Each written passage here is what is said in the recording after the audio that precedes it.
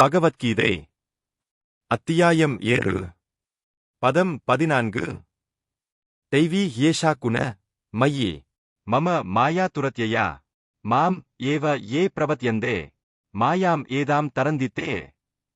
பொருள்: ஜட இயற்கையின் முக்குணங்களாலான எனது இந்த தெய்வீக சக்தி வெல்லுவதற்கரியது.